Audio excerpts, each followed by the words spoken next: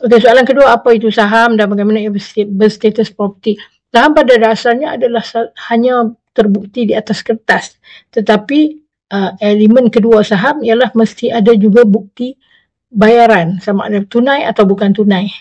So kalau adanya tunai bukan tunai dan menggunakan undang-undang tertentu iaitu Akta Syarikat, sekarang Akta Syarikat 2016, maka saham tu boleh diwujudkan melalui proses undang-undang dengan mewujudkan syarikat atau entiti yang saya kata tadi.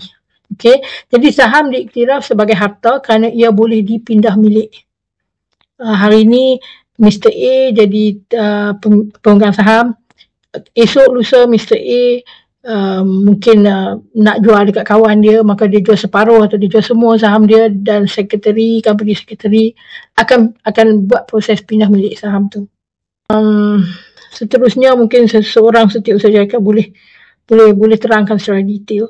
Apa senario jika Halimah melabur langsung dalam syarikat lain milik Tajuddin sebagai private investment berbanding melabur dalam Arna Maya dan menjadi pemegang saham majoriti?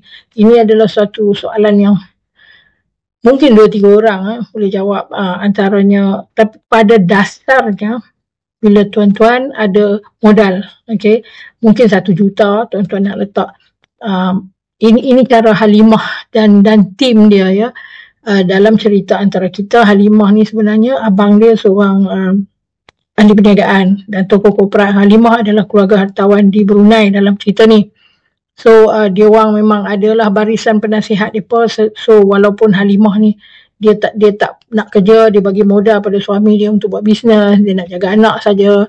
Tetapi dia bukan, dia pun graduate daripada universiti di Malaysia. Dari situ dia kenal Tajuddin, ya.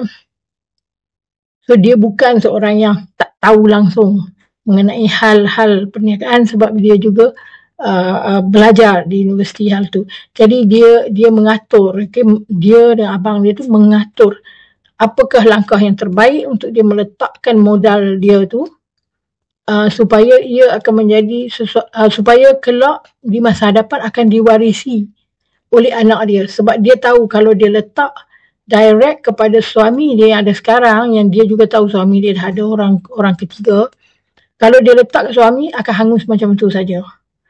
Itulah maksudnya kalau dia letak sebagai private investment, duit dia, modal dia dalam cerita ni 10 juta. Kalau dia letak 10 juta tu dalam syarikat milik Tajuddin iaitu Zitech, Tajuddin dan kekasih dia akan conquer duit tu. Dan walaupun dia mungkin sign satu perjanjian investment agreement dengan Tajuddin, kalau duit tu hangus, sign perjanjian pun tak boleh tuntut. Jadi tiada jaminan bagi dia untuk pastikan anak dia Zack itu akan dapat menikmati lah. So sebab itulah dia plan untuk meletakkan duit tu dalam satu syarikat baru yang dia buka. Dan dia namakan Tajuddin sebagai director dan juga shareholder, hanya memegang 10% sahaja. Supaya Tajuddin bekerja dalam syarikat tu dan memastikan syarikat tu berjalan, dikawal oleh abang dia. Okay, dah pengira Mufris. Sehinggalah Zack besar.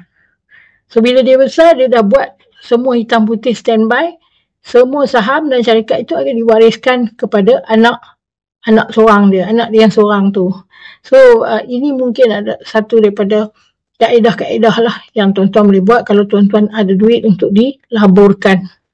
Sekian untuk sesi ini. Terima kasih.